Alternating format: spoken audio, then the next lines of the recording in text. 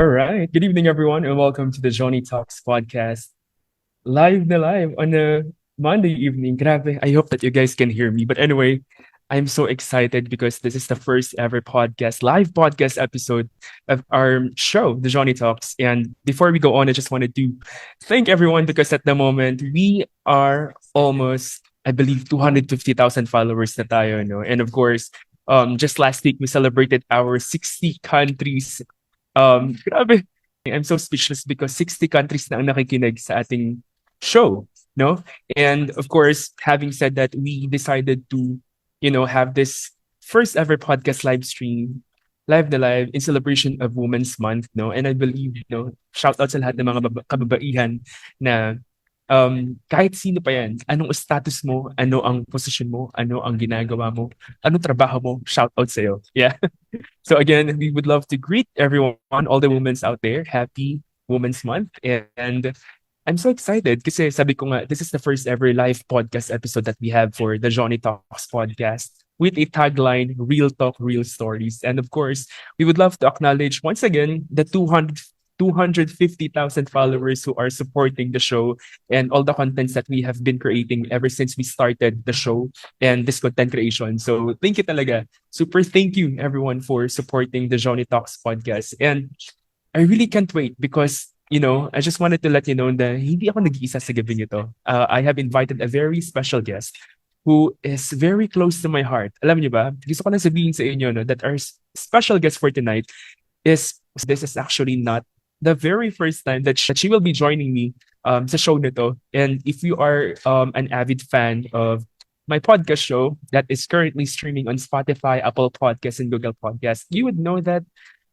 we had 3 wonderful episodes streaming on various platforms. And I believe the very first episode that we had, we filmed it last January 16, 2023.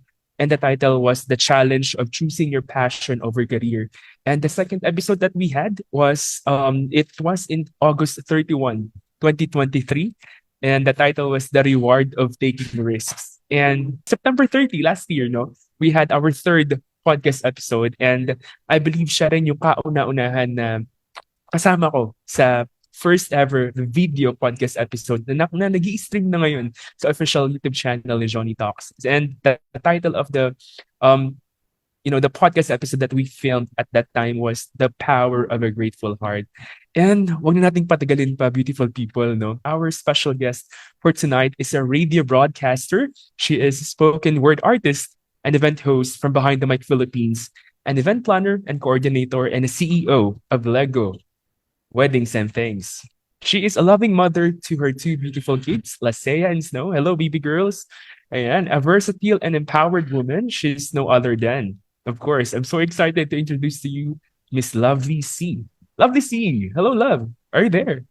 Ay, ang haba ng intro. Thank you Kamusta, so love? much, Jody. Hello. Grabe, it's been a while. Kamusta ka na? Sobra.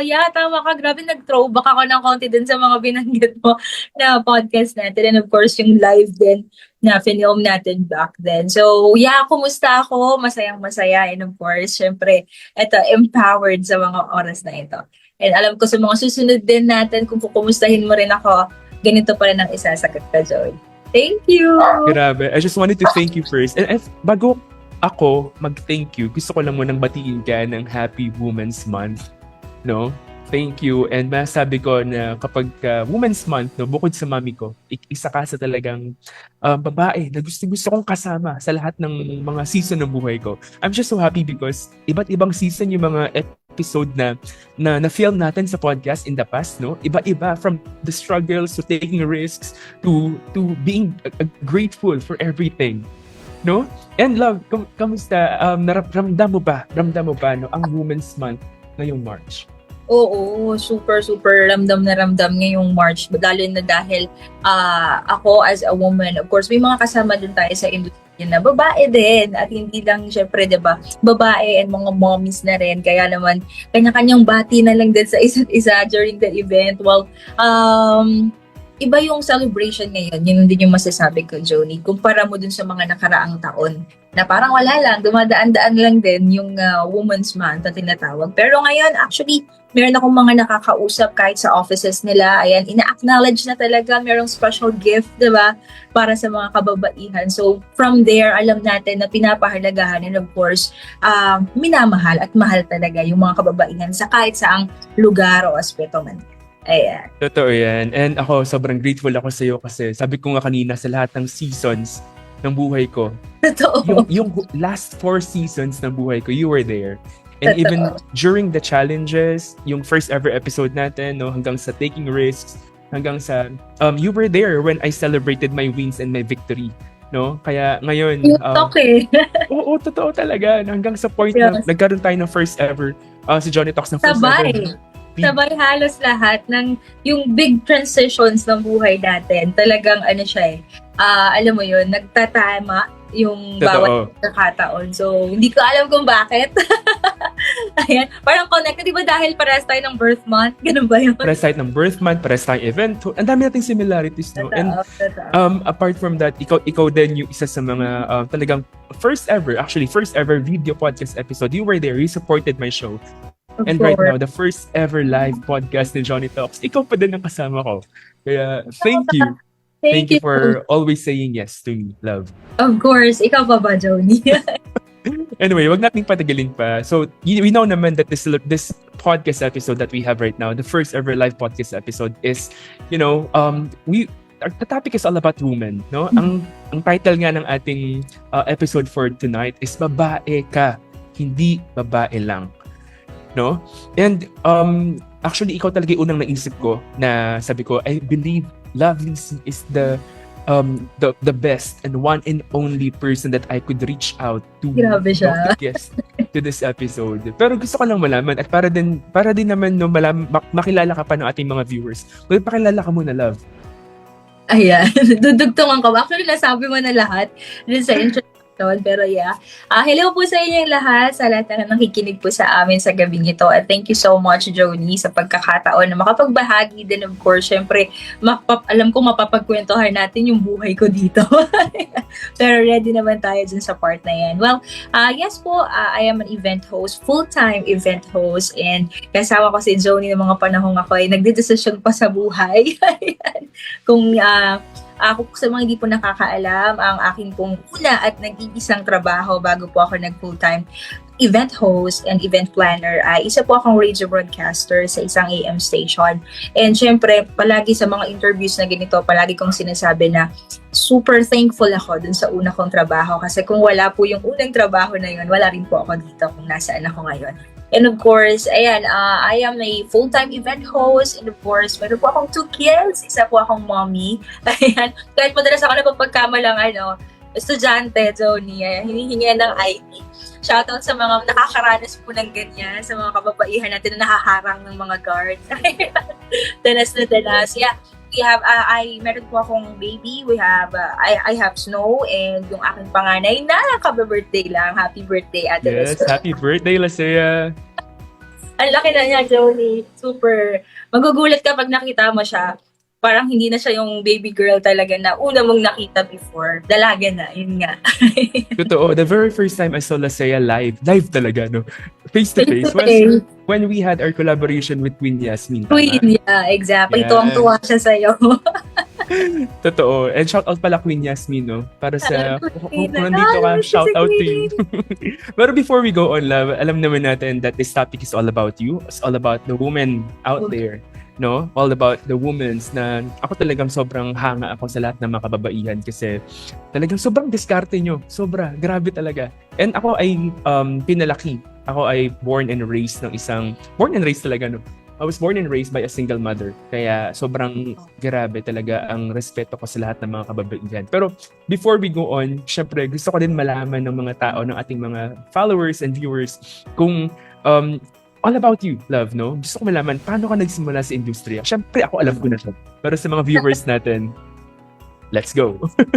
Alright, sige, Joni. Nagsimula po ako, tulad nga na nabanggit ko kanina, it all started talaga doon sa una kong trabaho. Magka-connect sila because it so happened na dun po sa first job ko sa radio, meron akong actually ano ba tawag doon? I mean, super follower mo siya. Ayan, si Miss Louie Claudio.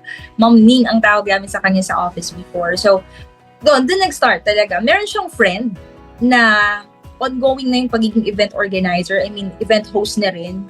Kaka-start lang din sa mga panahon na yun. Then, naghahanap sila ng photographer. Totoo. Photographer po ang hanap nila. And then, kasi may background ako, high school and college, sa photo. Kasi yun talaga gusto ko eh. Bala ko pa nga rin magtayo ng photo studio and something na related sa photography. And then yun, tinry nila ako. Tapos, hindi ako nagstay sa team nila as an event photographer. Na-discover nila ako as coordinator and later on, sinubukan rin ako sa event hosting. Doon na, and the rest is history. Shout out to Ning, and of course to Ate Jamela Denoyo from Dream Events by JMD. Yun po yung unang-una na nasamahan kong grupo. And of course, hanggang ngayon ay malapit pa rin sila sa aking puso. Dahil syempre, Joni, hindi natin makakalimutan yung mga naging bahagi ng buhay natin. Yun na, doon ako nag-start as in at hindi ko talaga yun na makakalimutan. Tapos hanggang ngayon, tuloy-tuloy pa rin. Marami tayong nakikilala sa industriya nito. Tapos, super, napakalawak ng event industry, Joni. Alam mo yan. So, tuloy-tuloy lang. Ayan. Tama, pero nakakatuwa lang isipin na that you started like... Alayo, di ba? Totoo. Tsaka, I mean, from being a photographer, you became like a coordinator and you turned into a host, broadcaster mo na nagsimula, tama? Tama, di ba? Broadcaster ko muna. Magkalapit kasi boses pa rin. Pero, syempre nga, kasi kung ako, ipupush ko talaga sa photographer, pero hindi ko alam kung ano talaga yung naging plan ni Lord by that time. Bakit napa-oo ako? As an event host na wala talaga akong alam. Nagsa-sideline ako before. Sideline lang siya, pero yung formal hosting, talaga ba ako? Parang gano'n. Totoo yun. Pero what brought you to the broadcasting? Kasi from being like a photographer, naging coordinator ka, ano yung nag-push sa'yo? Kasi syempre, we all know that working in the radio broadcasting or radio station, di ba? Kailangan ready ka palagi. Kailangan, kumbaga, mabilis kang mag-isip. Magaling ka magsalita. What brought you to radio broadcasting, love? Well, sa background ko rin kasi sa college, journalism yung nakuha kong kurso. Yung kinuha kong course, yung kurso ko. And then, actually, Joni, wala talaga eh. Hindi ko alam kung paano ko i-explain ng mas maayos para mas maintindihan ng mga viewers natin. But for sure, may makaka-relate. Yung, alam mo, nalagay ka lang doon. Kasi ang gusto ko talaga, broad. Yung maraming sakop. Pero ang nangyari, ang na-enrollan ko is journalism na isa lang. As in, for journal lang talaga siya. Eh, ang gusto ko, mag-theater and all, mga ganon. Mas malawak, photography. Ganon talaga. Pero, hindi ko alam, nagtuloy-tuloy siya dun sa part na yan. And then, hanggang sa OJT, on-the-job training, Joni, hindi rin yun yung unang company na in-applyan ko. Nasarahan ako dun sa unang-una kong gusto. Hindi siya related sa any broadcasting company. As in, ano rin siya, parang publishing something, pero hindi nga siya pang broad, hindi siya pang radio. So, wala akong choice. Masasarahan. I mean, kami na actually yung last batch na tinanggap ng OJT na yon. So, dun nag-start, Joni. Tuloy-tuloy na. Tapos, right after graduation, kinontak nila ako ulit, nangailangan sila ng tao. Diretso na, as in, hindi ako nakapagbakasyon. Ay, alam niya na mga kasama ko before, diretso trabaho na right after graduation as a radio broadcaster, field reporter. Actually, malawak siya eh. Sinakop na lahat. Writer. Ayan, damay na lahat. Totoo yan. Natutuwa ako kasi I remember, before, ako yung in-interview mo. And now, I get to interview you. Actually, pang-apat na beses na. So, nakakatuwa. Pero love, we've known each other for like 3 years na ba? I believe 3 years, no? Parang. And I've known you as someone talaga na sobrang daming ginagawa. Katulad ko, sobrang daming nating ginagawa sa buhay, no? Sobrang ang daming diskarte, ang daming talagang trabaho. As in, lahat, kahit maliit o malaking pasahod, kukunin natin yan kasi lalo na kapag passion natin ginagawa natin. Pero gusto ko malaman kasi pareho tayong identified as this popular character na jack of all trades, no? Katulad ko, sobrang dami mo ginagawa. And apart from your career, you are also a mother to Lasea and Snow. Mhm. And, 'cause I was just wondering, how do you like manage all that? Parang ano 'no, parang kung iisipin mo siya, parang hindi siya kaya ng isang tao kasi siyempre nga mommy and nagtatrabaho. At yung trabaho natin, Johnny, kung hindi po, I mean, lingid po sa kaalaman ng lahat, hindi po ito yung 8 to 5 na job. Ito po ay Totoo. 12 to 24 hours. Yung akala ko nung una makakapagpahinga ako kasi nga freelancer eh. Pero yun pala, more than dun sa 8 to 5 yung trabaho. Well, gusto ko yung term mo na jack of all trades, pero syempre hindi naman natin kaya din kung mag-isa lang tayo. Papasok pa rin siya dun sa word na prioritization. Meron pa rin balance dapat dun sa kung paano ko gustong mangyari yung isang buong araw. Alam mo yun? Lalo na ngayon, Joni, ang nagiging, actually, meron akong bagong, hindi ko siya alam kung technique ba siya, pero sinusubukan ko siyang i-practice. Naglilista ako ng task ko sa isang buong araw. Dati tamad na tamad ako magsulat. Pero ngayon, sabi ko, parang kailangan ko ng ilista. Baka kasi may makalimutan ako. Then from there, natatrack ko, nakikita ko kung ano yung dapat kong i-prioritize sa araw na ito, ano yung pwede kong ipagpabukas, ano yung pwede kong gawin kapag tulog na yung mga bata. Lalo na sa atin, diba, syempre, kailangan balanse yung oras kasi lalo na sila Seya, nagde-demand na siya. Andito na siya sa age na, bakit daw hindi ako kasama pag ganito, ganyan? Bakit hindi ako umuwi ng mas maaga? Bakit ang tagal-tagal ng trabaho? Alam mo yung gano'n? Yung mga question ng bata na hindi mo naman talaga siya masasagot ng derechahan na. Kasi nga, nagtatrabaho. Oo, naririnig nila yung word na may work. Pero behind dun sa isip nila, sa likod ng isip nila, may bakit pa rin. So, papasok pa rin talaga dun, again, dun sa word na kailangan natin mag-prioritize ng mga bagay. And ano yung mahalaga, ano yung pwede mo namang gawin sa mga susunod na araw o pwede mong ipagpabukas. Wala namang masama kung magpo-pause ka dun sa mga task mo eh. Mas magandang balanse pa rin. Siyempre, nanay, nagtatrabaho.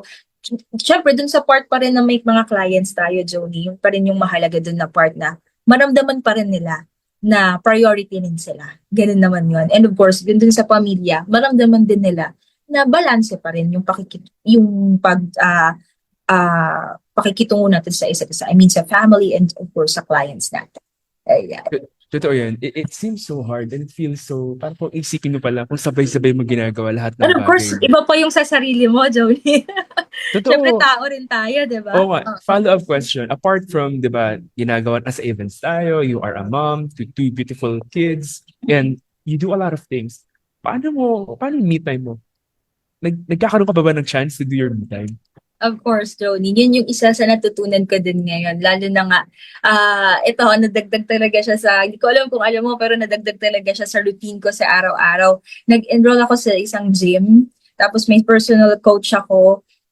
Nakita ko yung importance ng, alam mo yung workout and exercise. Kasi 30 years old na, Joni. 30 years old na tayo. Hindi tayo pabata eh. Tumatanda tayo and mararamdaman na natin sa mga susunod na araw yung resulta nung pagod na katawan. So, yes, me time. Oo, napakahalaga ng me time, Joni. And ginagawa ko siya sa gabi. Every night, kapag may spare time ako, talagang pinupush ko. Hello, coach. Shout out sa'yo. Ayan, mamaya tayo, coach. Wait lang. Ayan. Kaya I'm so proud of you, love. At least you get to do this kasi At natisingin pa talaga, di ba?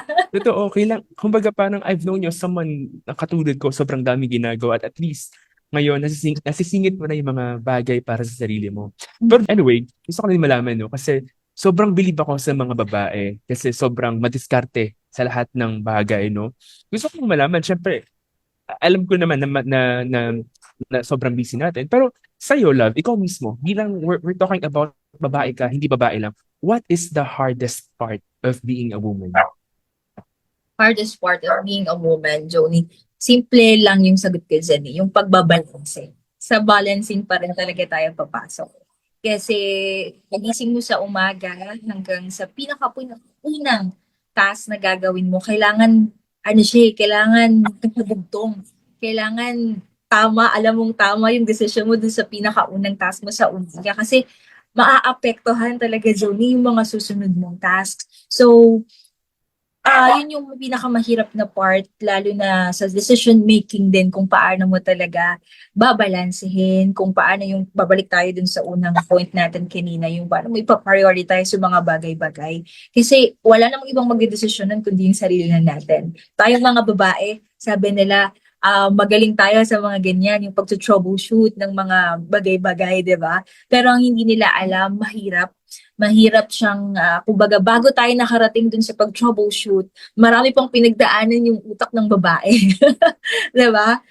Komplikado siya in a way na kaya nga may pumapasok ng word na anxiety and depression kasi isa yan sa kalaban namin.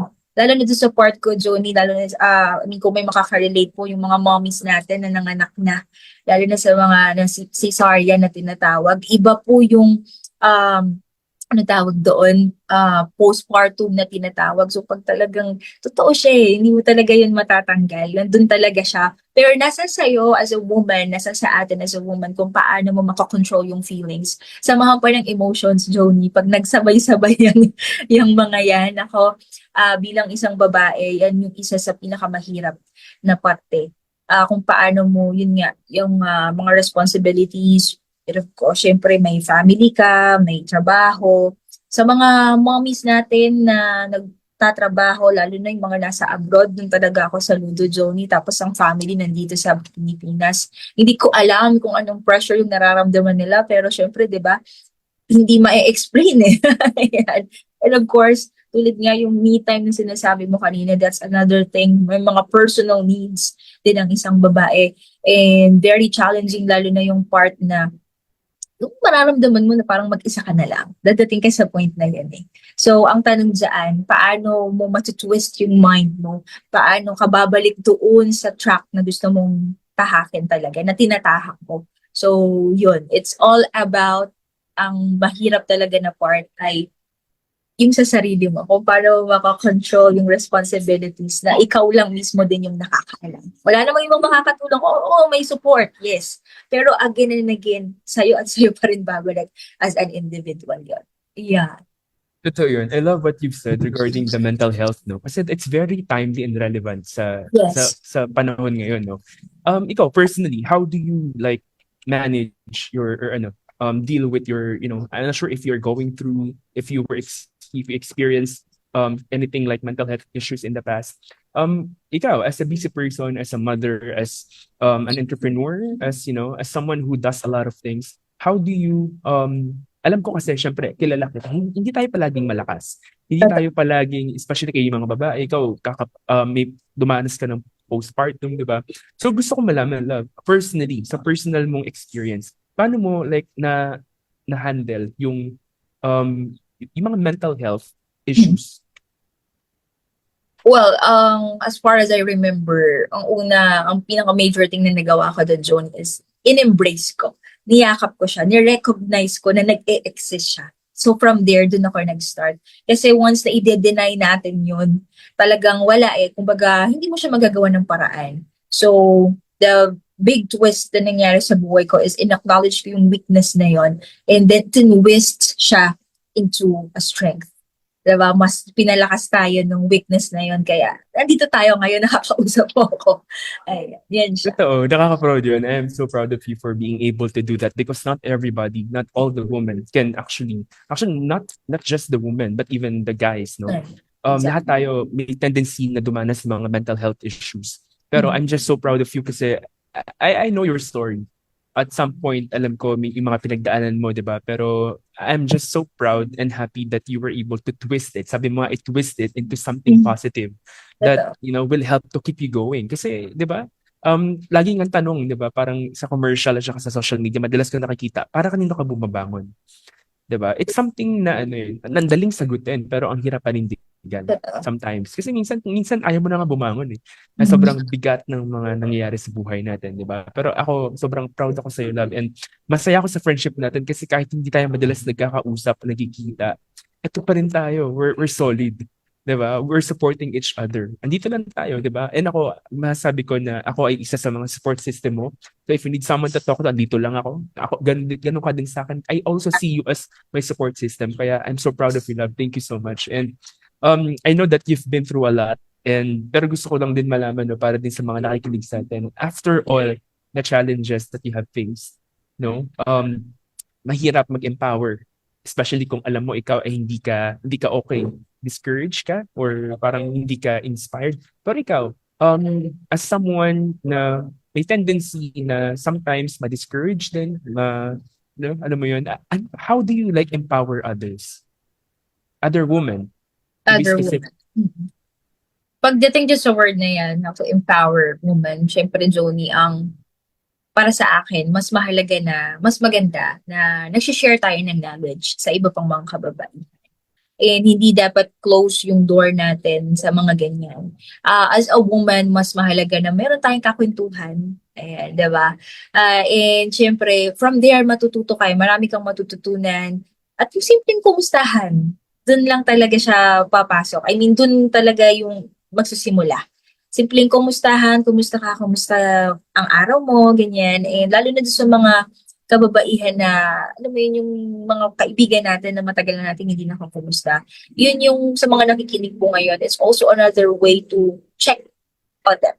Mahalagang kumustahin sila kasi syempre, di ba nga, iba-iba tayo ng istorya, iba-iba tayo ng pinagdadaanan. And to empower other women, kailangan simulan mo dun sa communication na kukumustahin mo sila. Then from there, makakarinig ka ng iba't ibang istorya, di ba, Zoni?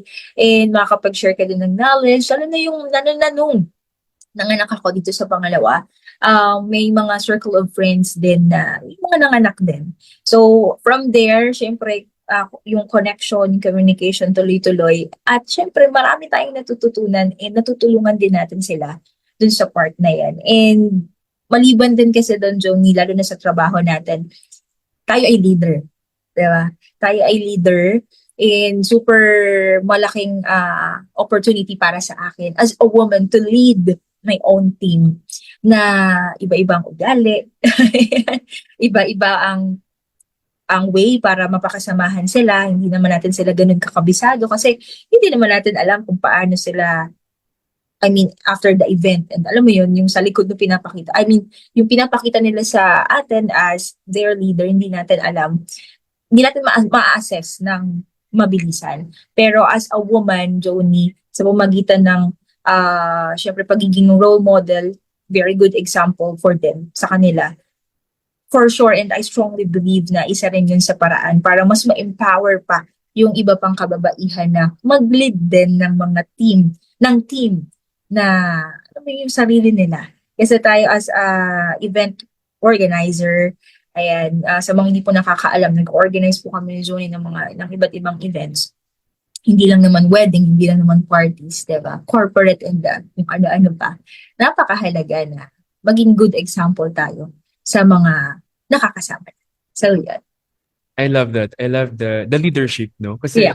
we all know naman, no, that in the past generations, no, parang years ago, we know the history na kapag ka leader, dapat lalaki.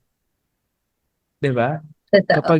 Kapag yung mga ginagawa mo, actually parang kung babalikan mo yung history in the past, no, parang dapat lalaki gumagawa. Kumbaga, even the leadership, kailangan, di ba? Laging meron ganong parang quotation or quote na parang dapat lalaki kapag leader. Di ba? Pero ngayon, gusto ko malaman kasi I'm sure naman that there's a lot of misconception sa mga kababaihan. So ikaw, para sa'yo, what do you think is the greatest misconception kapag sinabing babae ka? Nako, isa lang sagot ko dyan. Ang babae ay mahina. Yun talaga ang big misconception. Well, ang masasabi ko lang dyan is hindi po talaga totoo na mahina ang mga babae because may kanya-kanya tayong lakas. Diba, Johnny? Ang babae ngayon, kaya nga may iba't ibang grupo din to empower women because doon na natin nakikita yung importance ng kababaihan. Nabanggit mo nga yung kanina. Iba yung panahon noon sa panahon ngayon. Ngayon, na-recognize na tayo yung mga kababaihan natin. And of course, dito natin makikita na hindi totoong mahina ang babae. Kasi kung mahina tayo, walang babaeng leader. Diba? Walang babae na namumuno po sa iba't ibang lugar and of course, iba't ibang organisasyon, iba't ibang grupo.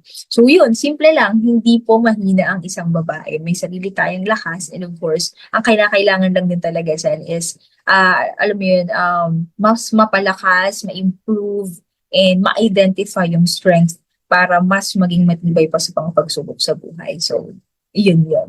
I love it. Pero was there a time, beloved, that at some point, naranasan mo na ba na syempre leader ka, you're a leader, you are a business owner.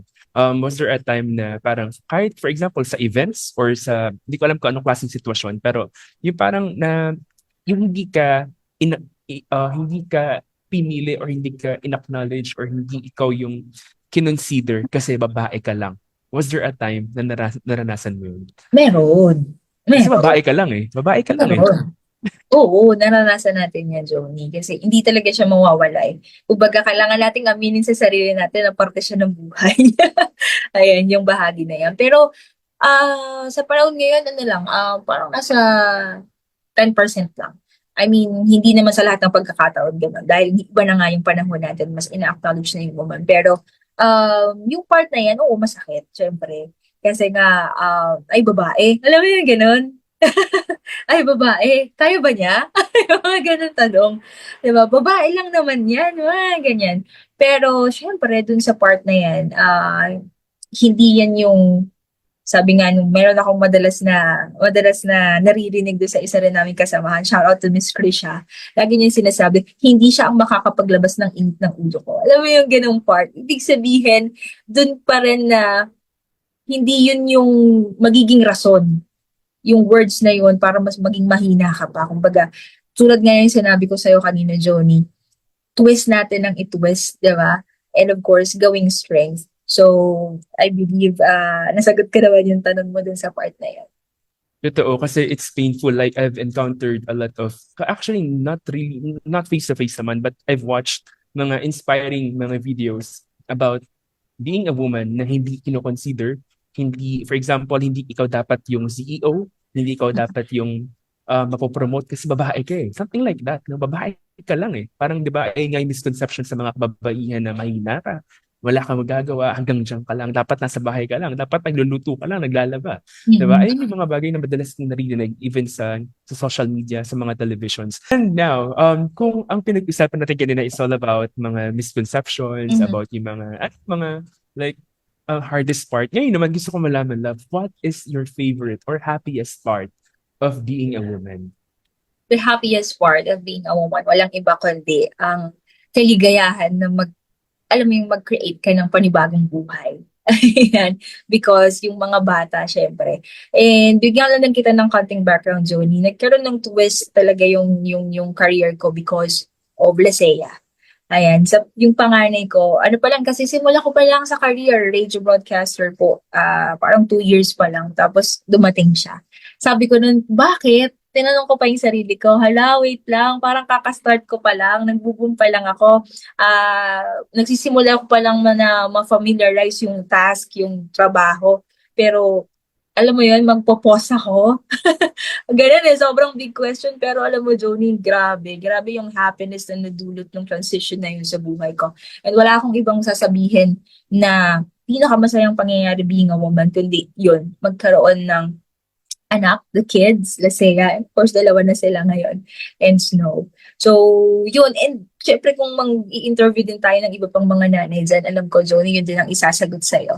And yung kasi yung bagay na meron kami na sabihin natin wala kayo. Alam mo yun? Tama ba? Eh di, kayo na. Yun naman yung may pagmamalabang namin, may pagmamalaki namin na part na sa amin yun eh. Kaya alam mo yun, yung happiness na makapagpalaki ka, kumbaga, minimi mo siya eh.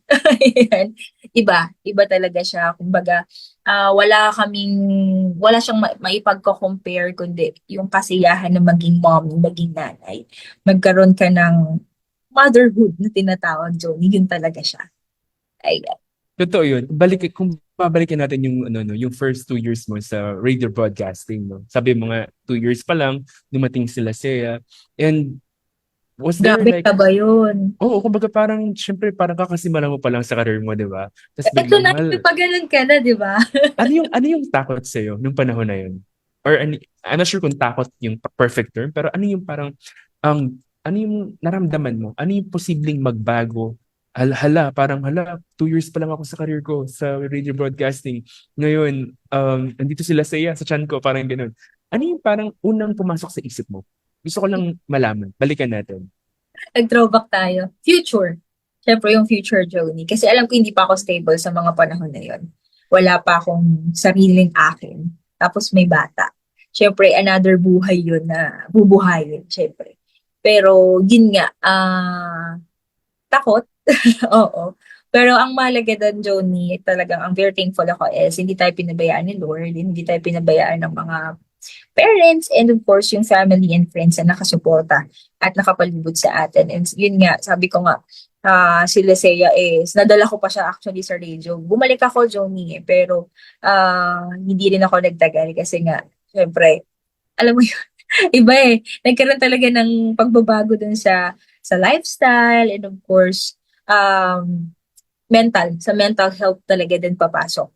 Kumbaga, parang ayaw mo na mahiwalay sa bata. Parang gano'n. Totoo yun. Pero syempre talagang I believe na malaking adjustment para sa iyo. No? Para So, sa mga, hindi lang para sa iyo, kundi para sa mga babae, ibang mga nanay na kapag nagkaroon ka na ng anak, di ba? Parang there are people kasi na na-encounter ko na they are like struggling on what to choose, if it's the career or magsettle sa family, parang gano'n. So ako naman, nakakatuwa naman at hindi ka nag-regret, no? Kasi ngayon, you get to do a lot of things. You can be a mom, you can be a host, you can be anything you wanted to be.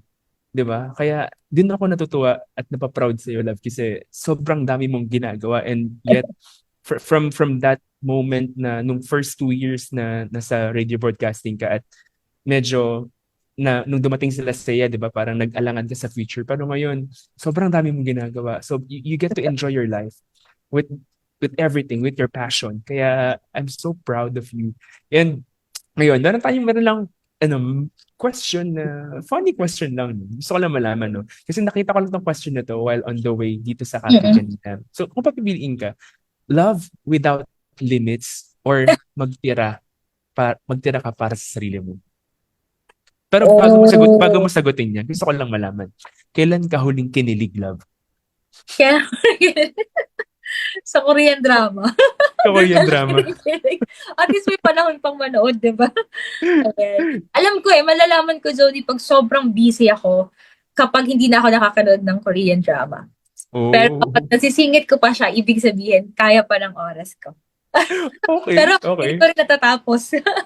That's fair. Okay, so ngayon, if you will choose from this, love without limits or magtira ka para sa sarili mo? At bakit? At bakit? Well, ang pipiliin ko dyan, Joni, is yung magtira ka para sa sarili. Doon talaga.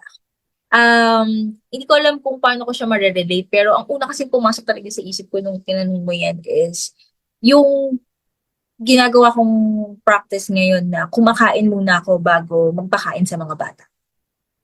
Yeah, that's it. That's the thing. Kasi for me, kailangan busog muna ako. Kailangan malakas muna ako. Kailangan good mood ako. Bago ako humarap sa kanila. Actually, minsan hindi nga talaga ako, pag sa events tayo, mas gugustuhin kong hindi ako umuwi kaysa ma-absorb nila yung pagod ko pag uwi. Magpapahinga muna ako sandali, tapos maaaring few hours or kinabukasan, tsaka ako magpapakita. Kasi iba yung energy natin, Joni, kapag negative vibe, nakukuha ng bata. Na-absorb. Hindi ko po alam kung lahat ay naniniwala dito sa part na to, pero nagre-reflect sa kanila. So, dun sa part na yan, yung sa tanong mo, Joni, magtira ka para sa sarili mo. Kailangan mong alagaan yung sarili mo. Kailangan mong malaman kung paano ka magiging mas malakas pa. Kasi kapag hindi, oo, magagawa mo yung responsibility mo, pero parang kinumply mo lang, ginawa mo lang kasi nga, kailangan mong gawin. Unlike kapag buo ka, masaya ka, happy ka, nagre-reflect din yun sa kanila, sa mga bata, and of course, sa trabaho lalo na. Zoe. Hindi naman pwedeng pagod ka nahaharap sa mga kliyente natin. Oo, pagod talaga tayo, pero kailangan pa rin nating maghanap ng paraan para makapagpahinga. Hindi yung sugod ng sugod. Diba? Ang dami ko nang natututunan. Ang dami kong gustong i-share din sa'yo, Joni. Pero yun nga, I believe, and sana nasagot ko talaga yung tanong mo. Yeah, totoo yun. Totoo. Kumbaga parang, yung sa question ng kanina, no, how do you empower other women? Parang ganun lang din siya. How can you empower others if you are not empowered? Totoo. Kung wala kang something to share, you will not have something to share. Well, how can you encourage them if you are not encouraged? Diba? So it is very important that you take good care of yourself, Ikaw of your muna. mental health. Ikaw muna so that you can be someone na magbibigay ng ng magandang mood sa kanila, 'di ba? I love that. Pero ito, next question ko sa'yo. What makes you a strong woman? Strong woman. Medyo malawak. Malawak yung part na yan. Kasi pag sinabi mo ng pagiging malakas, napakaraming aspeto na dapat nating tingnan. Pero for me, Joni, isa lang din ang masasagot ko sa'yo. May faith. Kung wala kasing faith kay God, paniniwala, syempre, na kaya mo din sa tulong ni Lord. Naku, wala. Wala talaga tayo dito. As a woman, sabi nga nila, madalas tayong na-judge as mahina. Pero kung ikaw ay may pananampalataya kay Lord, may faith ka na kaya niya lahat, walang imposible sa Kanya. Walang mahinang babae. Walang imposible. Yun lang. I love that. I believe that's the most important thing that we should have. No, especially kayo mga kababaihan kasi may mga napapanood din ako na mga movie ba, 'di ba? May mga movie na ba't ganun? Kapag lalaki ka, 'di ba? Sabi nga ito yung parang nila, hindi to yung verbatim, 'di ba? Sabi nila kapag lalaki ka, napag-aral mo yung mga anak mo, napagtapos mo sila, nakapag-provide ka sa family mo, nasasabi kang aba, ang galing ng ang galing mong ama, parang responsable kang ama, 'di ba? Pero pag babae ka, 'di ba? Sabi nga ni Ai tsaka ni, I'm not sure kung saan movie to eh. Yung parang ay kay Vilma Santos ata. Yung sabi niya, pero pag babae ka, kahit ginawa mo na lahat, ibinuhos mo na yung buong buhay mo at kaluluwa, sasabihin pa rin sa'yo na hindi ka pa rin mabuting ina kapag nagkamali ka. Isang pagkakamali ka lang. Oo. Anong stand mo doon, love? Reality yun, Joni. Hindi natin maaalis yung part na yan. Nararanasan ng bawat nanay yan, ng bawat babae yan, ng bawat working woman yan. Hindi lang sa mga mommies, kundi yung mga single ladies din natin. Na alam mo yun na ganun ang mundo eh. Pero syempre, hindi dapat tayo magpadala dun sa part na yun. Kaya nga, ito yung panahon na twist natin. Tanggalin yung mga ganong misconceptions. Kasi nga, oo, babae. Pero, it is now time to recognize yung mga strengths din ng isang kababaihan na hindi lang puro lalaki. Kasi kaya naman gawin eh. Kayang gawin yung mga kaya rin gawin ng lalaki. It's just that kailangan lang magpagkatiwalaan and of course, alam mo yun, bigyan ng chance. Yun lang siya. Totoo yan. Bigyan ng chance because women, you guys are enough. You guys are strong. Diba? Talagang grabe. Grabe talaga. Nakakatuwa. Pero ngayon, funny question. If you will be given a chance to like have a superpower, what if magkakaroon ka ng power? No? Anong klaseng gusto mong kapangyarihan at bakit?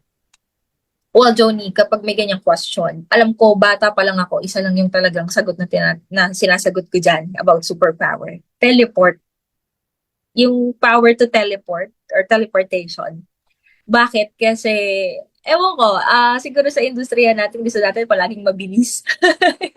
Palagi nating napupuntahan yung mga lugar na kailangan nating puntahan. Kaya nga, di ba, sa mga hindi nakakaalam, fan po talaga ako ng, alam mo yung mga motorcycle, joyride, alam mo yung angkas. Kasi nga, kailangan nating makarating dun sa lugar na pupuntahan natin. And of course, yun yung superpower na gusto kong magkaroon ako to save time as well para mas maraming magawa, mas maraming matapos, and of course, mas marami tayong matulungan din and makapag-share tayo ng maraming knowledge sa iba't ibang lugar. Alam mo yun?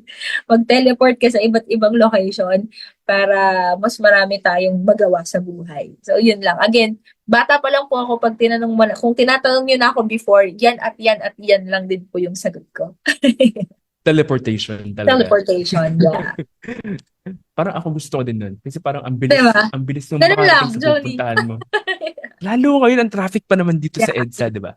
Metro Manila. Kumbaga, siguro ang dami nating makukuwang events. Like kahit naglimang event ka pa per day, basta mabilis kang mag-teleport, di ba? Di ba? Wala. Easy lang. Totoo. Pero gusto ko lang malaman, love, how do you see yourself like 5 to 10 years from now? 5 to 10 years from now, I believe, nandito pa din tayo sa event industry kasi ito talaga yung gusto ko. I mean, kung 40 na tayo mag-retire, na, love, ah. 40 oh, na tayo nun. kung mag-retire man ako, gusto ko sa industriya pa rin na to. Pero syempre, mas empowered. And of course, I believe meron na rin mga side businesses. Yung mga ganyan, diba? Hindi naman tayo pababayaan ng Lord sa part na yan. And ipapaubaya pa rin natin sa kanya kung ano yung will niya. Hindi pa rin, kumbaga kung tayo, hindi naman natin kaya yun. Marami tayong plano sa buhay, diba? Marami tayong ini-imagine.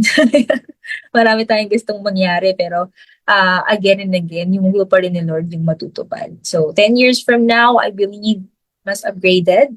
And in version 4.0. Maganda ba? Wow, 4.0 na. 4.0. 4.0 na. Ayan, yun lang.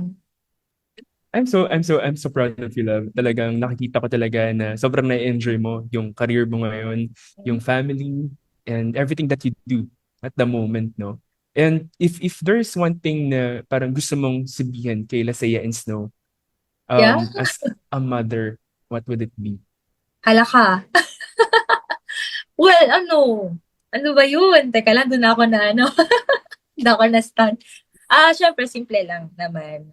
Lumaki ng mga mabuting bata. And of course, makikinig lagi. Mas maging healthy. Kasi sa panahon ngayon, Johnny, yung kalusugan talaga natin, yun ang isa rin sa bagay na kailangan talagang bigyan ng pansin. Kasi hindi palaging malakas. Yun. And gusto ko mag-thank you sa kanilang dalawa, Johnny. Because sobrang sila yung pinakamalaking blessing sa buhay ko. Aside siyempre sa parents ko and the family.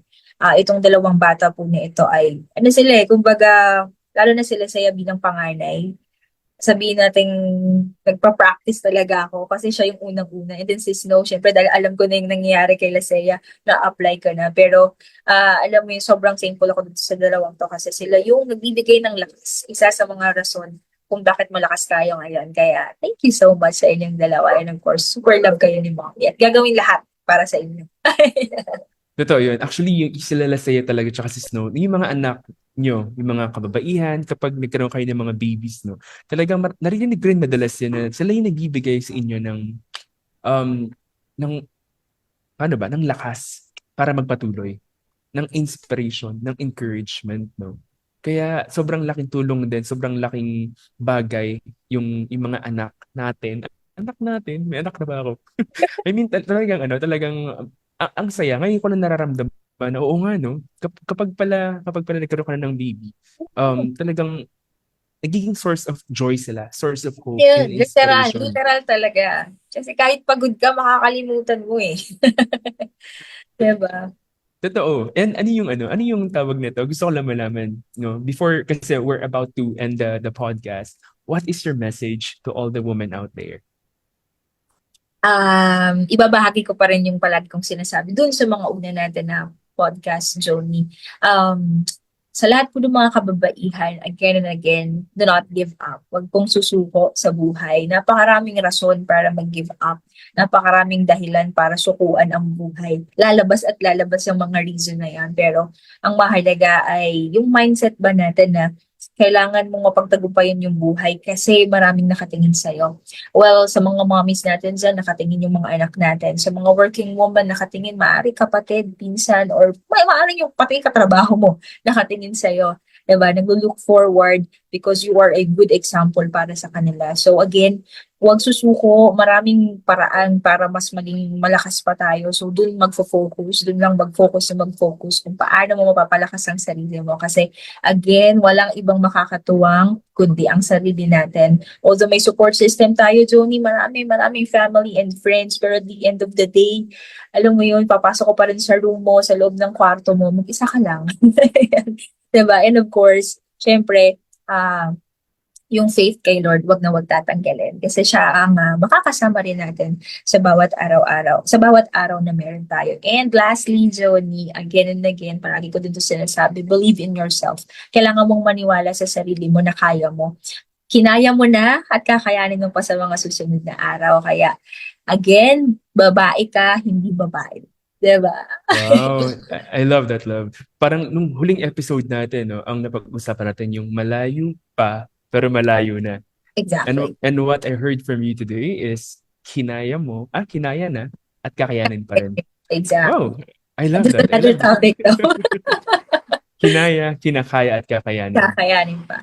I love that. Thank you so much, love, for being my guest today sa episode na to. Grabe, parang ikaw yung mga first sa podcast talaga natin. No? Yung first, Oo nga Tinyagan ko lahat. dati audio episode lang. Ngayon, ikaw yung first ever video podcast. Then right now, ikaw ang ating first ever live podcast episode sa gabing ito. And before we go, love, baka may gusto kang i-plug. Saan ka ba pwedeng abangan ng mga viewers natin? Oh yeah, sa ating pong viewers, meron po akong Facebook page, The Lively Host Lovely C. Ako po ang lively host ng South. Isa po makikita lahat po ng ating mga events and of course, weddings and things for the coordination team naman. And yun, sa mga mall events, kung sakali naman po na may makikita niyo pong may Lovely C dyan, ako po yun. And yun lang, Zoni, sa Facebook page. And yung mga upcoming events naman natin, more on weddings din talaga. And syempre, mga corporate, private din naman siya. So, kapag may malaki soon, wala akong ibang pupuntahan kundi ikaw. Oo naman, dapat talaga. Diba? Anyway, love, to end this episode, I want you to answer. Na-answer mo na siya kanina. Baka lang kasi meron pang bagong version. Sige, no? So, to end this episode, I want you to answer this. Babae ako at... Oh, wait lang. Sige, meron na. Okay, go ahead. Okay. Babae ako at... Wait lang. Dapat ba one word lang? Hindi, okay Babae lang. Go ahead. ako. Feel free to Babae ako at kayang-kaya ko lahat. Yan. Uy, I love that. Pwede. Saktong-sakto sa ating Women's Month celebration for this podcast. Well, again, thank you so much, love, for guesting to our first ever live podcast episode of the Johnny Talk Show. Grabe, thank you to everyone for the love and support. We're streaming in 60 countries at the moment, and our social media followers are now 250. Almost 250,000 followers. Again, maraming salamat, love. And to everyone who are watching, na nakikinig ngayon, maraming salamat. Again, this is the Johnny Talks podcast for its tagline, Real Talk, Real Stories. And again, happy Women's Month sa lahat ng mga kababaihan. God bless you, love, and see you soon.